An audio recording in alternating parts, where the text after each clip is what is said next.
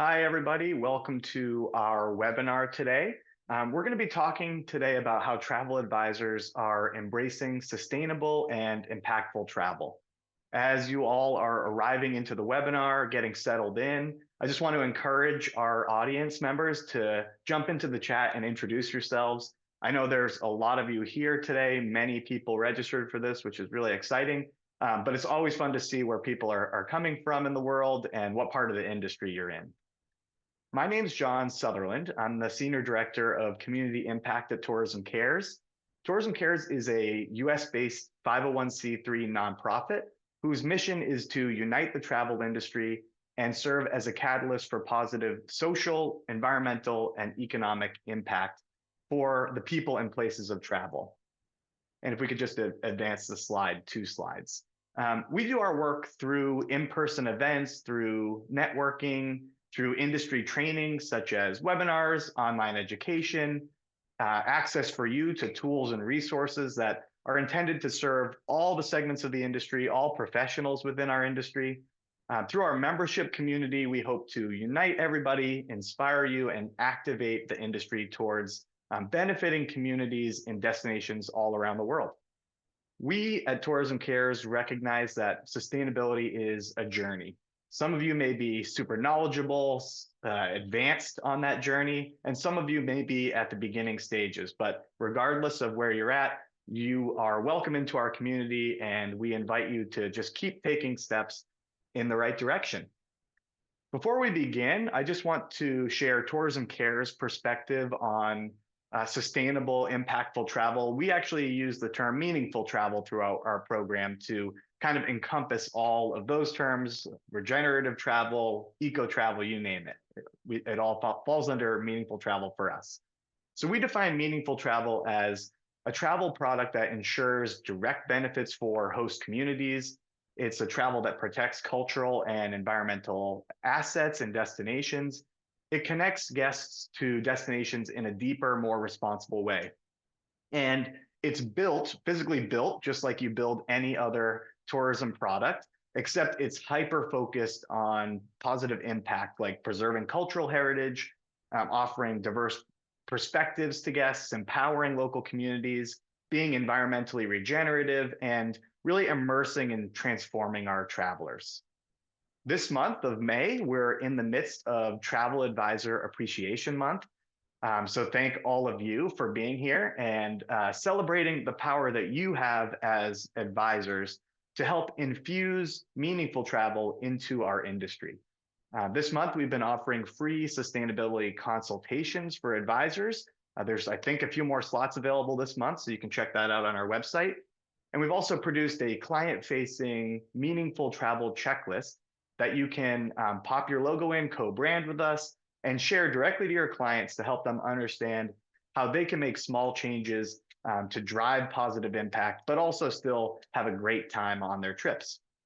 I also want to take a second just to share with you some Tourism Cares tools and resources that can empower you on your sustainability journey. So we've tried to make this as easy as possible for you to build meaningful impact with the Tourism Cares Meaningful Travel Map. The map is an online tool. It's for the industry, and it gives tour operators, travel advisors, anybody who's building product or looking for partners and destinations, a source to find vetted, sustainable products, which includes experiences, restaurants, accommodations, community-led tours, enterprises, all that stuff. There's over 540 what we call impact partners. So these are individual suppliers around the globe. They have profiles on our map. So as you're planning a trip, as you're trying to add something in to make your guests' experiences more immersive, you can look to the map to find suppliers that can really enrich that guest experience and allow them to leave behind a positive impact in local communities. Our website also gives you access to past webinars, to trainings on a variety of sustainability topics that will help you really understand the importance of any one individual topic within sustainability to your business, and also give you concrete steps that you can take to develop meaningful travel product. Last but not least, I'd love to invite all of you, if it's convenient for you, to join us for one of our in-person events.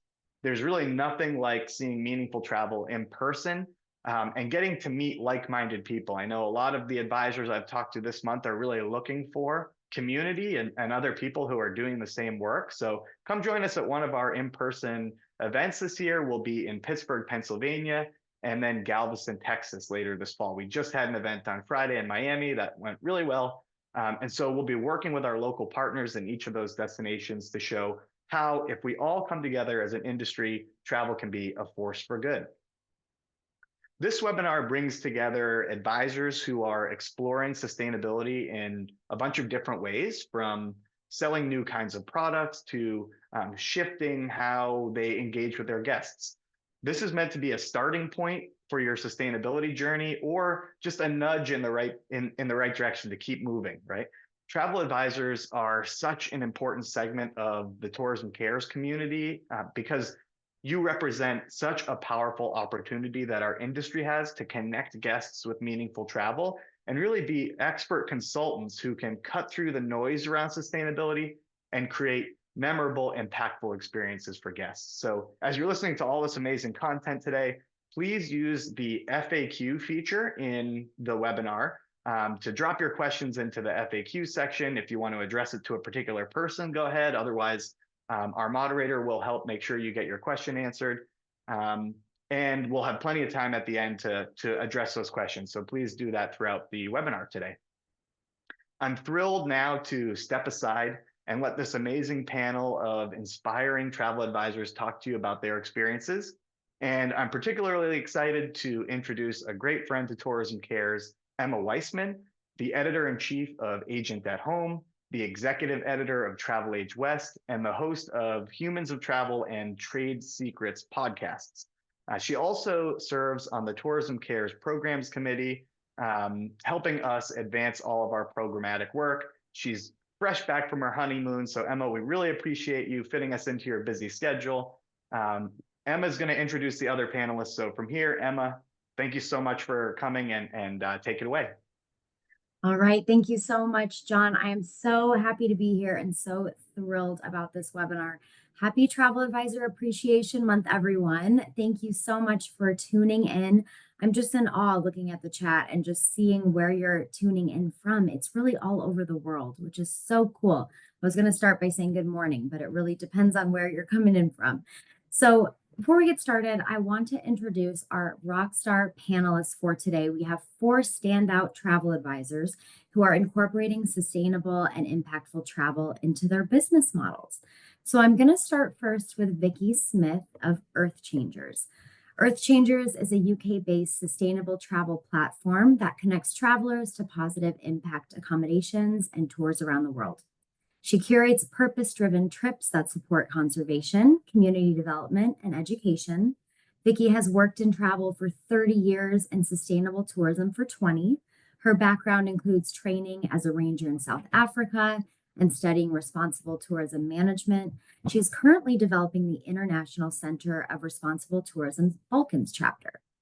Vicky's was the first travel company in the world to write about the intersection of travel and the Sustainable Development Goals, and we're so happy to have her with us today.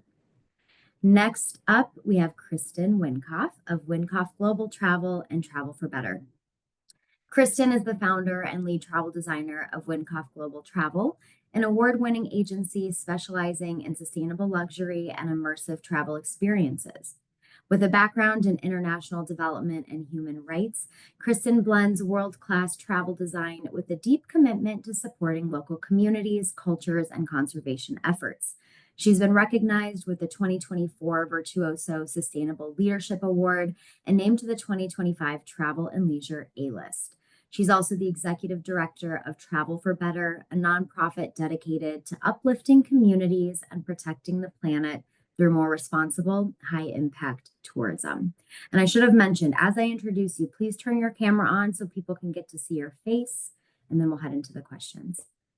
Next up, we have Robin Reiner of Robin Wing Travel, a New Hampshire-based agency. Robin combines her passion for scuba travel, marine conservation, and environmental education.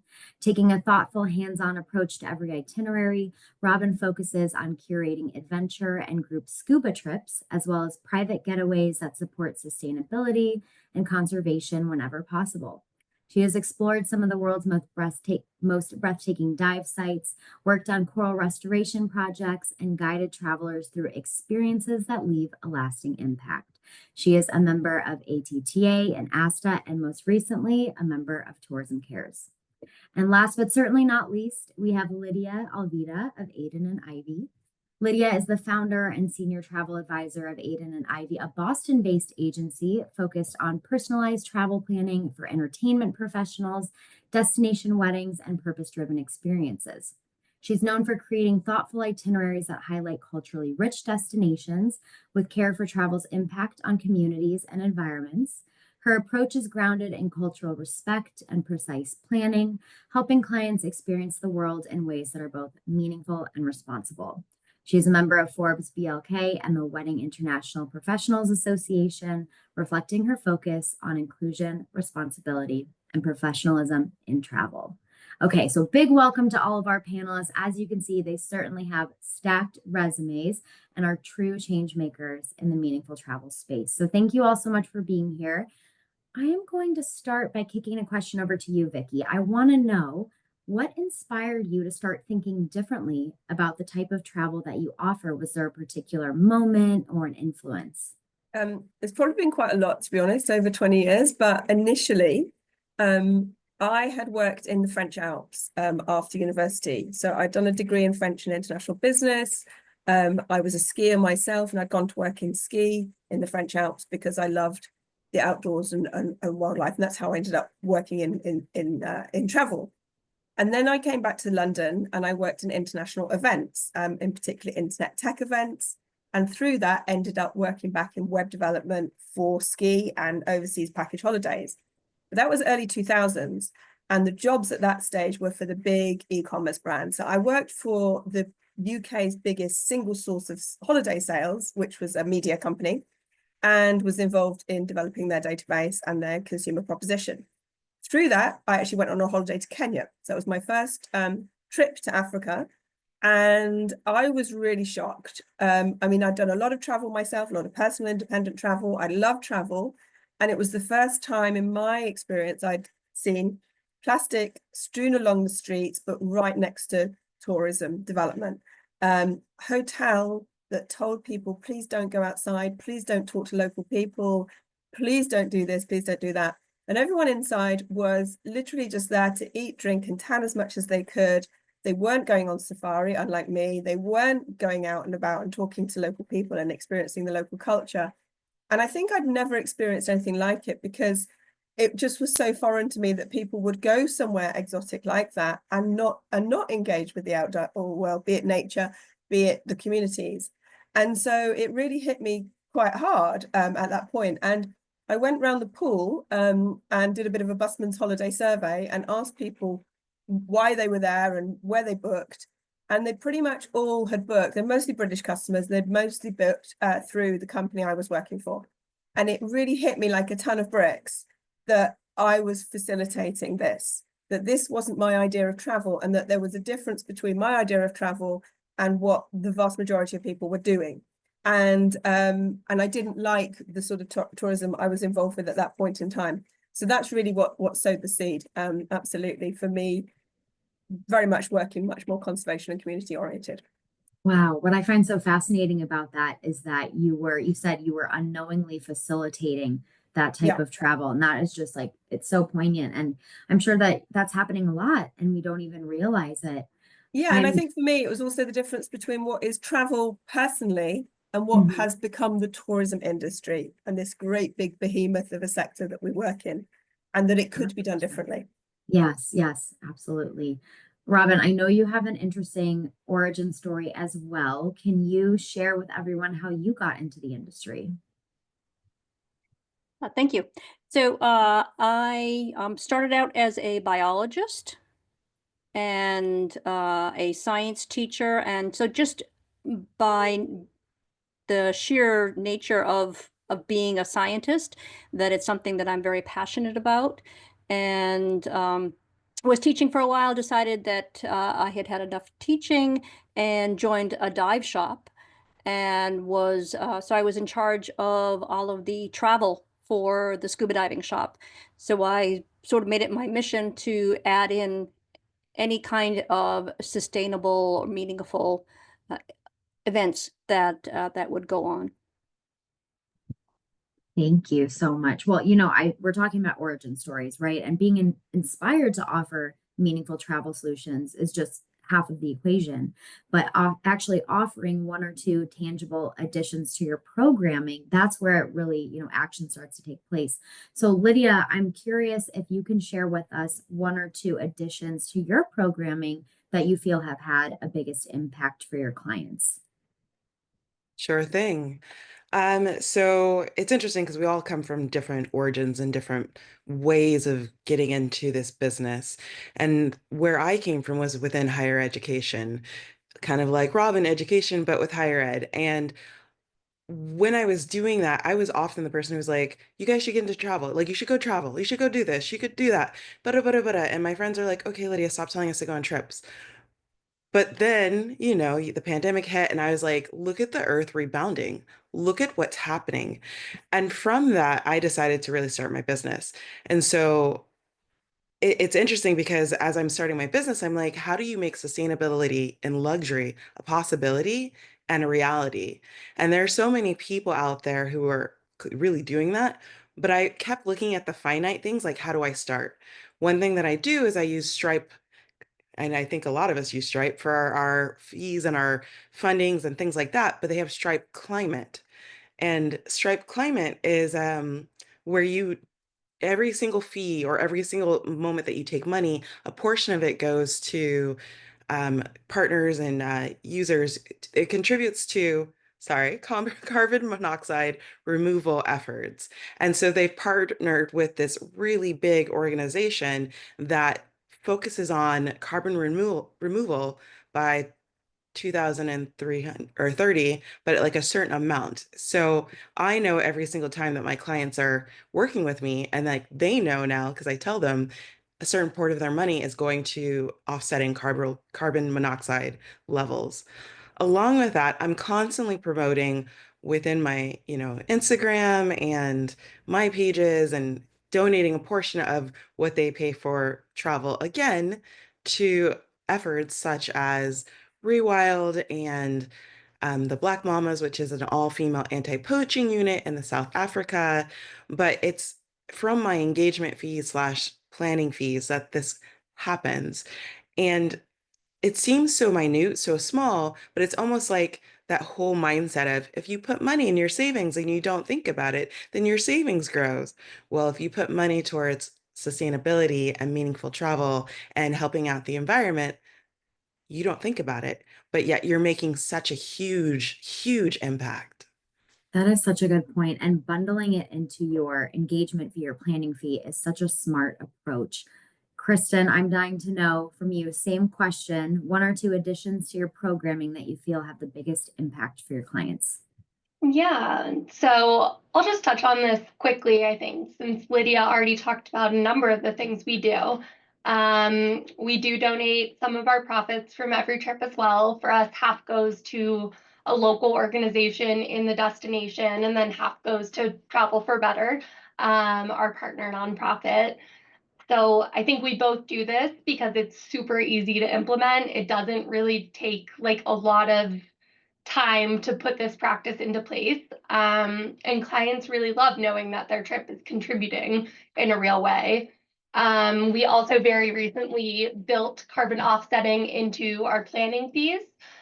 We used to ask our clients to opt into this, but in reality, in practice, like maybe 1 in 50 actually did. So we made the choice to just pre-estimate the carbon emissions from their trip, include it in our planning fee. So it raises the planning fee maybe $50 to $100 per trip on average. And then we just automatically offset the emissions from every client's trip, making all our trips carbon neutral. So again, that's like, it's a really easy thing to just implement on the back end. It doesn't take any additional work on your client's end, and you're making a big difference. One of the heavier lifts that we do is we do some pretty serious vetting of our partners.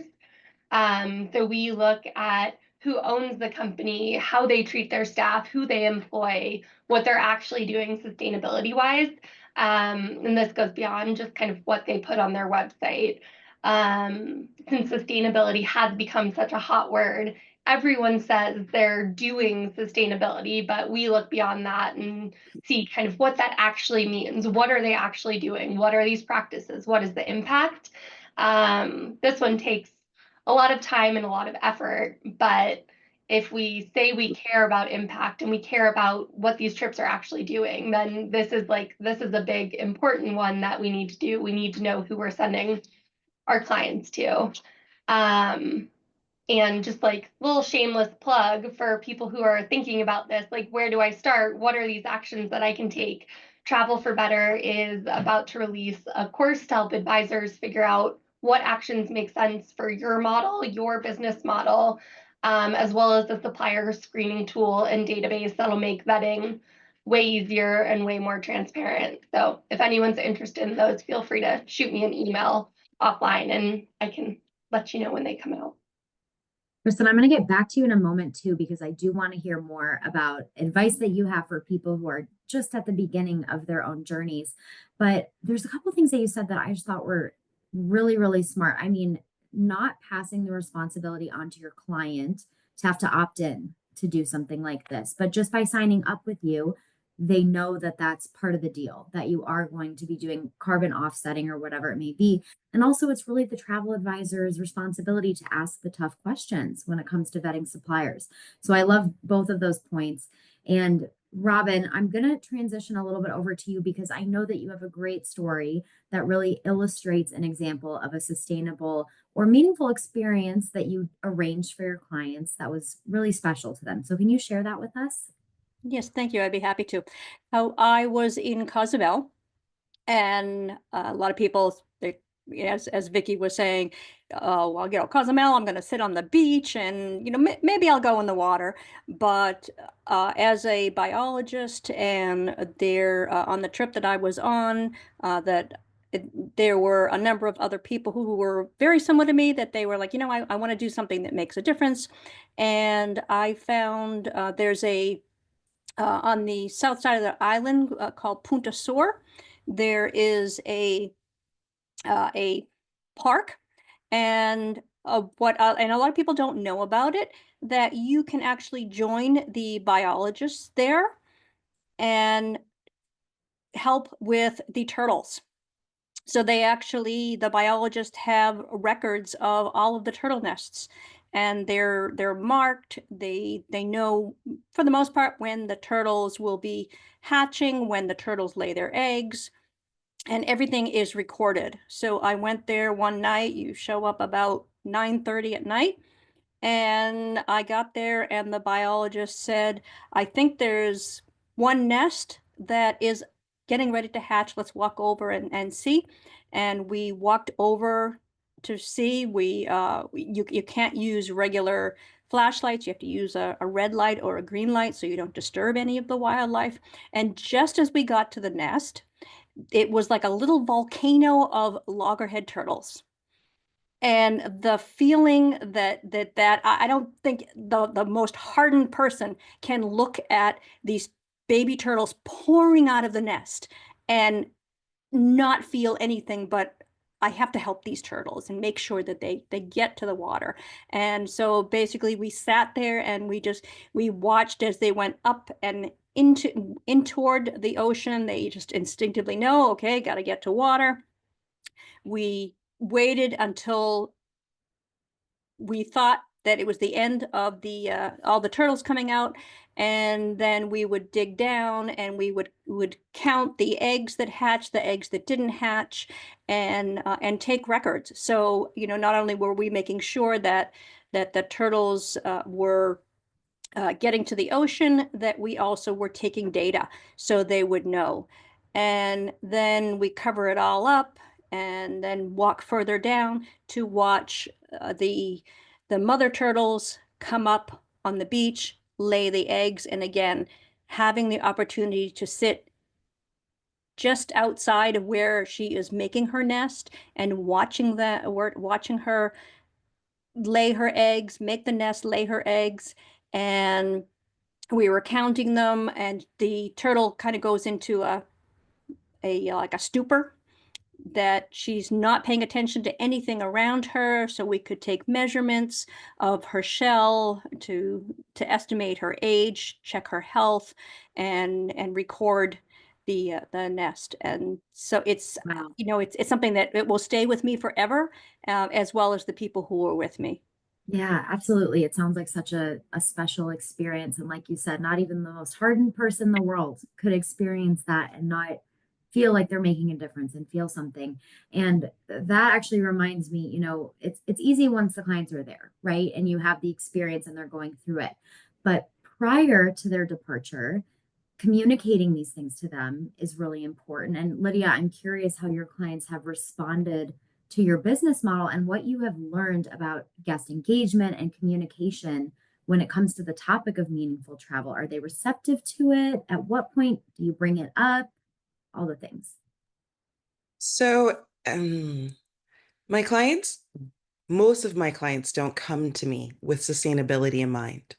It's very interesting because all over my bios, on my website, if you're looking, you see sustainability or meaningful travel or giving back. There's these phrases. So I do have a select amount of clients that they say the key words. I'm like, oh, they're into it. And then we get into this huge conversation of it. And then I have my other clients who are busy, they're change makers, they're visionaries, and they're not thinking, oh, sustainability, like this is what we do. So it's always very interesting kind of breaking down what they're looking for and creating these custom packages or travel experiences for them. And as we're going, I'm dropping words. And I know that seems so silly or so simple, but it's really what I do. Like, oh, I don't think we should use this hotel because this is what they're doing. And this one's actually better, but it also fits what you're looking for. And so I tie it back into their vision because if they see it as, oh, of course, this is my vision, then it becomes a reality. And it's so fun kind of playing with them because there's so many, as we know, options out there, but how does this fit with what they want, what they're looking for? So in the end, I mean, I've been fortunate enough, but if I've had clients who are like, okay, I don't get why was sustainability so important, I always bring up the fact that this was such an experience that you had and you loved it. And they're like, yeah. And I'm like, do you want your grandchildren or your great grandchildren to be able to have that option and be able to do the same thing? And they're like, of course. Or even the ones who don't have children, like, when I have kids, yeah, I want them. And it becomes this sort of conversation and awareness. And even the people, and I know you all have them, the people who don't say a word and they're like, okay, thanks. All right, done. Like, it's almost like they're emotionally stunted and you know they're not, but it feels like it sometimes. I'll get a smile or some sort of acknowledgement like, oh, okay, that's good. And so it just really develops into this big thing for them because it's, or at least for me, it seems big for them because they know they've given back in some way.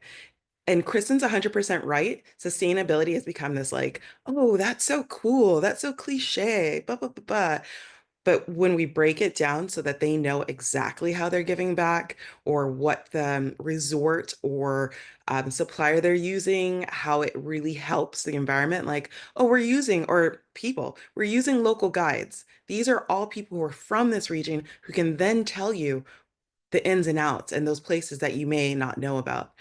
Then it becomes so much more and so much more exciting. What a great point, especially about passing it down to future generations. Because especially when you think about big purchases like travel, right? It's a very emotional thing to buy travel, to buy a trip. And if you're giving them something that like directly connects with them, it helps them to understand it all the more. And I'm gonna shift gears just a little bit because I have a question for Vicky, and it has to do with the business case for having a sustainable travel model in business. Because I know you've been in the industry, 20 years in sustainable tourism, 30 years otherwise. Can you tell the advisors on the line who are listening, who, it is a little bit extra work to vet those suppliers, but what is the business case Yeah, for having a absolutely. sustainable travel model? Yeah, but building on actually what Robin and Lydia have both touched on already, I mean, for suppliers, there's a business case in minimizing energy, water waste, resources efficiency that helps cut their long-term costs. But that's maybe a bit of a dry subject to a consumer, right? So for to consumers, they're very interested in the positive impacts on communities on conservation. So there's great stories around species or you know, obviously community development might be health, education, all manner of things that people are involved with. But that then translates also to the staff that work for these places. So they are treated well, you know, they're given jobs, they've got good pay, they might get benefits that they wouldn't ordinarily do. And so they then have a loyalty to those suppliers, and that makes an entirely different sort of working environment for local people. And when the community is respected, then that comes across to guests. And when there's much more involved in that sort of package, as it were, you know, your hotel is made from local materials, it's local art showing on the wall, your food is locally produced, organic, without fertilizers, it tastes better, it's done less miles, it's had less damage. The all-in package is a much more valuable proposition in terms of quality and experience than, you know, your average hotel stay, for example. So there's that aspect. And, you know, also the staff, they just love working there. And that enthusiasm and that passion will then really come across. And I think also, you know, guests have a feel-good factor because they're helping contribute and they feel positive about it. And then ultimately, yeah, what Lydia said, the reality of the future of the industry relies on being sustainable. If we keep going to places and we're not sustainable about it, we won't be able to go to those places in the future. We won't be able to see those species in the future. You know, I've just come back myself from Malawi. I saw loads of elephants, for example. We're going to be lucky, the way things are going, that those elephants might not exist in another generation or two. So most animal conservation, like endangered species like elephants, does come from the funds of tourism. And therefore, tourism can have such a positive impact on the world and the world we want to see. And therefore, you know, the real business case is in continuing the tourism we want to do, doing it in a better way that's much more valuable for us and everyone that works in those places. Completely agree. And Kristin, I'm interested in your take on this as well, and especially when it comes to vetting suppliers and asking those really tough questions. Can you tell us, or maybe give us a few tips on if you're working with a new supplier, what questions do we need to be asking? How are we verifying this? Yeah, so I mean, I think to start with, like to take a little step back, is we don't really frame sustainability as a separate thing from the travel that we're planning. So we're leading with what the clients care about, kind of like what Lydia said, which is more cultural immersion, more local connection, more real experiences. And those just are the more sustainable choices. So they go hand in hand. I think in the Travel for Better course, we pulled some stats from a variety of surveys across the travel industry. So one said that 71% of travelers are looking to travel more sustainably, and Expedia found that 87% of them are looking for more authentic local experiences. And so that's what we do. That's the role we can play here. Virtuoso's report also showed that people are actually willing to pay more for trips that align with their values. So it really shows you that sustainability isn't just like a thing that you're adding on to what you're offering. It is a thing that you can incorporate into your business that helps, yes, but also can make you more money, can be more beneficial for you. So it's worth it for you to go out of your way to figure out how to make your business more sustainable, how to find these suppliers that are more sustainable, because that's what your clients are looking for. Even if they don't ask for something sustainable or something meaningful, they're asking for travel that makes them feel something, and that's what this does. So the types of things we ask, I think for me specifically, coming from a human rights background, I focus on the human impact of travel. So how our trips are affecting the people in the destination. So something that's really important from a development perspective is the economic stability and how the money is being transferred. Is it all staying within the local community, or is it going to some big international conglomerate based in Miami? That isn't referencing a specific company. That wasn't a dig at anyone. But that's something that we can look at. So is the property that you're booking, is it locally owned, or is it part of a chain? If it's part of a chain, is it a franchise where the majority of the money is still staying with a local owner, a local general manager, or is it all going back? The staff, are they from within a specific radius of the property, or are they all kind of imported in from somewhere else? Are they providing training opportunities so those staff can move up from like an entry level position up to management? Is there room for them to grow and actually take on the management of a company? I mean, this is just one example on one specific area, but these are questions that you can ask them. And a sustainable company that is actually working towards more local ownership, towards keeping this money in the destination, they should have answers for you. And even if it's not like, yes, 100% stays within, if they say, oh yeah, we're aware of this and we are providing training, so our local staff can move up even if they're not there yet, that's still good. And that's something that we can feel good having our clients' money goes towards. Exactly. Yeah. And I love that you have those benchmarks and those things to make sure that you're looking into. I'm just keeping my eye on the chat here, and John and Grace from Tourism Cares have put in a couple more resources on this very topic. Tourism Cares offers a free sustainable tourism checklist to share with your clients. So there's a link to that and a short guide to help you evaluate suppliers. So head on over to the chat so that you have those links, also very helpful. Vicky, you're also in education, certifications. Do you have anything to add, any advice for travel advisors who want to learn more about this topic? Yeah, sure. Just, I mean, for a start, just read up and learn about it. I mean, on my website, you said earlier when you introduced me, Emma, that, I'd written about travel and the SDGs, the Sustainable Development Goals. I was the first travel company to do that.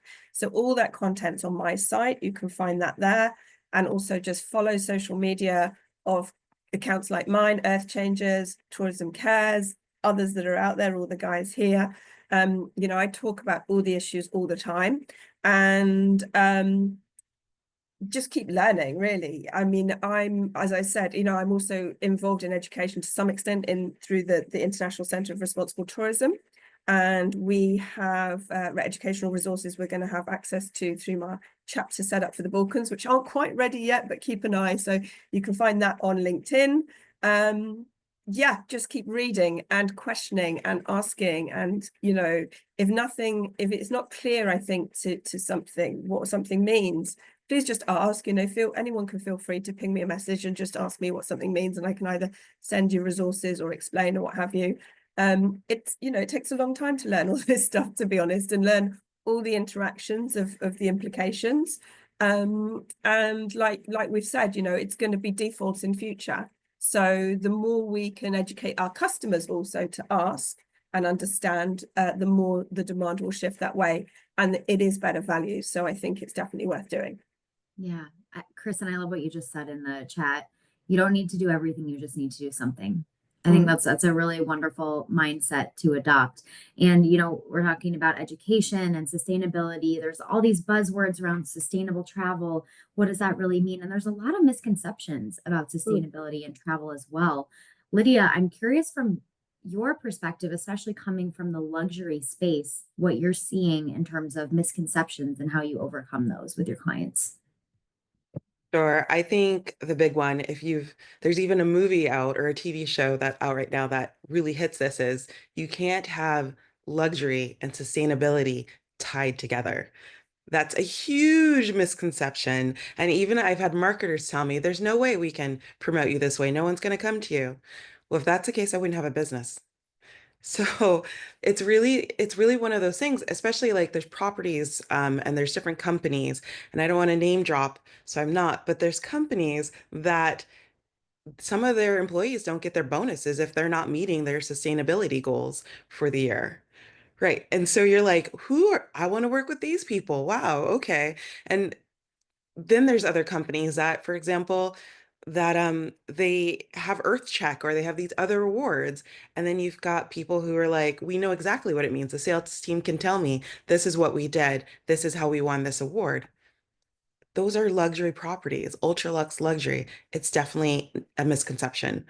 The other big one is you can't have a wedding that's also sustainable. I'm going to bring in everything and make it gorgeous and beautiful. Of course, we're going to do this, but you can also do it in a sustainable manner. Kristin hit on a big one. Are people who are from the location actually working within that? Are they coming up the ranks and going on the wedding team? And they're not just, oh, we clean, but they're the ones who are doing the wedding planning. Are you using vendors that are local? And once you've used these vendors, what are they doing with these supplies? Because a lot of them recycle and they just clean them up and make them look nice. Or not a lot, there are some. But if they're doing that, that's a step in the right direction. The properties, Vicky spoke on this, the properties, when they're building things, are they actually keeping the landscape the same? Are they using the plants that are actually local to that area and perhaps using them for building material, or are they bringing them over?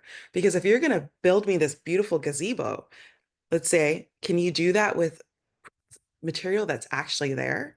Or has you already used a gazebo that maybe we can just reuse?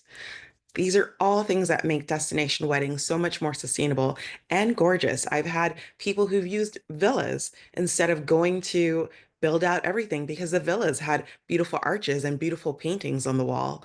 And then we just made it even prettier. So that's like one of those things you're like, no, destination weddings definitely can.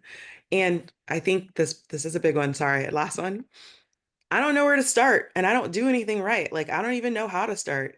No, that's not the case. You probably already started, or your suppliers are started, but they don't have someone who's validating what they're doing to let them know it's okay to keep going. So when I talk to suppliers and they say that, I ask them little things. I use the 17 SDGs. Okay, so what are you doing about this, or what are you doing about that? And then to see some of these suppliers light up because they're like, oh, wait, we are being sustainable. I'm like, yes, you just have to encourage and wonders happen. Mhm. Wow. Yeah. And also I just want to let everyone know too, when you say like, I don't know where to start, you've started. You're here. You're listening to this webinar. You're engaging with Tourism Cares. You have already made that leap to start. So I have one final question for Robin, and then we have a couple quick questions to answer live from our chat with our Q&A. But Robin, I need you to take us home here. How do you keep inspired in this work to continue to learn more and evolve? Well, going on the trips. Actually, because a lot of what I do is leading the trips, going on the trips with the people. When at all possible, I will go on a trip before the trip. So you know do your reconnaissance to go to the resort that you're thinking of. Maybe that ends up being not the right resort, or you talk to you know John and he'll say, oh, go and talk to so and so. So going on the trips and living it. That yeah. Great advice. Great advice. And Tourism Cares has its own lineup of fam trips, so I highly encourage you to check that out as well. We have a couple minutes for Q&A. So John's coming back on the screen to help me facilitate that. And anyone who is listening right now, if you do have a question for our panelists, please go ahead and submit your question into the chat. I am going to start with, I have a question for Kristin, specifically from Beverly. So for Kristin, while you do not ask clients if they wish to offset, do you advise them that the offset is added to their final cost? Can you clarify that? Yes, so they know that the offsetting is included in our planning fee. That's something we discussed during their call, the discovery call, when I'm presenting the fee to them. Great, thank you. Jamie wrote in a question, and this is a fantastic question. So I'm curious, maybe whoever wants to answer it, just like kind of give me a little wave or a finger. But if you want to work specifically with the smaller local hotels, activities, etc., but they're not available with your host agency? Is there an opinion on continuing to stay with the host agency, branching out and doing this on your own? And if you know of a host agency that's more aligned with values on meaningful tourism, I see Vicky has her hand raised. So, and Kristin too. Vicky, I'm going to start, and Robin too. Vicky, let's start with you, and then we can kind of go along to the others. I do it on my own. So I've got not so many places on the website currently. I mean, that's just a case of bootstrapping it myself. Behind the scenes, I've got 700 around the world. Direct connections with either accommodations or tour operators. And that's just from a lot of work and research over time of who's doing what in what countries. So entirely possible to do it on your own. I'm not the best person, therefore, to ask about host agencies because I do it on my own. No worries at all. We're going to go to Robin and then Kristin for this. So Robin, go ahead. I saw you also had your hand raised. So great question. I am also with a host agency, and I think one of your first steps in choosing a host agency is to do your research about what does that host agency offer in terms of that. Ask them the hard questions, but also really stand your ground. If there's a supplier that you find that you absolutely love and you said this is right on point, then do your homework to get them into the host agency. It's possible, and also do your checking as far as whether you really can book other than just who your host agency is offering. And I'm not going to give any advice as far as that goes, but it can be done. Perfect. Thank you. Kristin, over to you. Yeah, so I think if you want to be working in this space, it is very important that if you're with a host agency, you're with one who does not control who you book with. And if they do control who you book with, then hopefully they're one that does align with your values. But if you're with an agency that is saying you have to book with our preferred partners, that is going to really limit the work that you're able to do in this space, because those small, like what you've pointed out, is these small local hotels, activities, etc., they're not usually a part of those programs. Those are for bigger chains, for bigger brands. So if you are with a host that really limits your choices there, it's going to be much more difficult for you to do this work. That's not to say it's impossible. There's many other ways that you can incorporate it into your business, but it will really limit you in that area. So kind of like what Robin said, is I would suggest if you are looking for a host or you're looking for a new host, ask them that question. Say, am I limited in who I'm able to book? I will say, like for my host specifically, and I've been with another host as well, neither of them had any limits on who I'm able to book. If it's something that I think is the best choice for my clients, I'm able to book it. So it is out there that there are ones that don't limit you. Yeah. And I mean, there's no rule, guys, about like staying with certain host agencies. I think it's always worth a conversation. If you're with a host, you really like your host, but you're unsure about what they're doing in the sustainability space, ask them. They're also there to serve you. So, and if you want to switch your affiliation, that's part of the research process, right? Asking about what they're doing. Can you book outside of their preferred suppliers? All of those things. So great tips from everybody. We have a quick question. I'm going to kind of combine this with a couple questions. One came through the chat, one came through the Q&A. The basics. How do we start when it comes to sustainability? And does anybody have any resources or links on how to actually donate a portion of your proceeds to charity? Like, how would you even set that up? Kristin, raising your hand. Kristin, I'm going to throw this to you. Give us some of the basics here. Okay, sorry. Yeah, I have a lot of thoughts. So I'd say to start with the basics. Where do you start?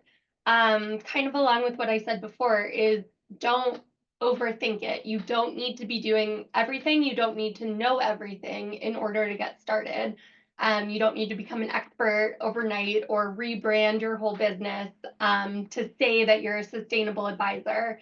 What you can do is pick one thing that you can add or shift in your process. So if you're coming from the same side of me, which if you're prioritizing the people impact, maybe you pick, you decide that you're going to prioritize locally owned hotels so that the tourism dollars, the money that your clients are spending on hotels is staying local. Maybe for you, it's about the environment. So maybe you're just going to look at the carbon emissions of the flights that you're thinking of booking and you choose the one that has the lowest emissions. These are really easy changes that don't affect your whole process, don't require a whole overflow or whatever the word is that I'm going for, overhaul, but that you can do literally today. And I think it's really important for people to recognize that, like, you do not need to have figured it all out. None of us have it figured all out. I just changed my planning fees to include the carbon offsetting like a few weeks ago. This is something that you grow with and you evolve.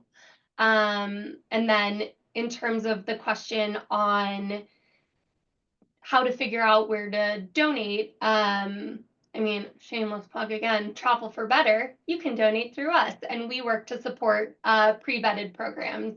I also have a list of resources that we use to find our local donation partners that I can find and send to John for him to include in the message after this. But there are databases of vetted charities that you can look at and find ones that align with your values and your mission. Like Lydia supports the Black Mambas. So that's something that's important to her that she supports with their dollars. You can find one that aligns with your values that you can support with your dollars. Yeah, thank you so much, Kristin. And this is the perfect time for me to remind everyone this is recorded. We will be sending some follow-up with links, and I see that I believe either Grace or John just put in the chat every link for all the panelists here today. So thank you so much. We are almost out of time, but Lydia, I saw your hand raised, so I'm gonna throw this to you next, and then we'll do our final housekeeping. Okay, so the way I started, because there are so many different ways, and I'm not saying you have to do it my way. That's not the case. Everyone's different. But someone taught me this fun little game. I went to the 7 SDGs, that's 17 Sustainable Development Goals. And I looked at each goal and I started going, oh, wait a minute. I like fish. Where does fish fall? Or I like buildings. Where does this fall? And then narrowed it down to like one goal. And I'm like, I'm going to start here. I'm going to start with my donations here. I'm going to look at what aligns with what this goal. And the reason I did that is because there's so many avenues, there's so many ways that you can go. But sometimes if you start with one thing, that allows you to just explode and to really care about many because it all affects each other. On the flip side, oh my gosh, did I just forget? The flip side is when you're looking at foundations, or at least for myself, I started thinking about what do I like? I like surfing. I like water. I mean, I'm not a surfer, but I like looking at surfers and I like having an ocean for them. So then I started thinking, well, what sort of foundations are there? How do we help the oceans? And then I started thinking about Rewild started because if you go on Instagram and you put in these things, all of a sudden the algorithm goes, oh, you like this? And then they start showing you these foundations. And that's really how I found out about all these different things. So yes, I didn't talk about Surfrider, which is a foundation you can also donate, but Rewild is biodiversity. And Black Mambas, as Kristin brought up again, way to go. That's donating for Africa and like helping anti-poaching. So it's really like just think about things that you like, put it into Instagram. You can even put it on your personal, and then it's going to start to show you these things. Lydia, what a pro tip that anyone who has social media, just start clicking on some things, start hitting that follow button. I'm pretty sure it's going to be all you will see. So love that. What a great way to end it. Everyone, we packed a lot into this hour, and I want to leave you with something tangible too. So I'm wondering if we could throw up the PowerPoint so we can share some Tourism Cares resources. Now, like we said before, everyone's on their own journey, right? Whether you're just starting, whether you're a little bit down the road, We know that you can always do more. So if you are interested in making a commitment about your business, there is a QR code on your screen. Go ahead and scan it with your phone and share with Tourism Cares what you're going to do to your own business model to make travel a force for good. I hope the Tourism Cares team shares this with me because I have been really inspired by these ladies and I want to hear from everyone in the audience as well. And lastly, I will leave you with my contact information as well as John's with Tourism Cares. My door is always open to you, whether you have article ideas, if you have ideas for podcasts. We are really here to serve you, travel advisors. We appreciate all of you. So I hope you won't be a stranger. We'd love to connect with you. Thank you so much for tuning in, everyone, and happy Travel Advisor Appreciation Month. I hope you take care.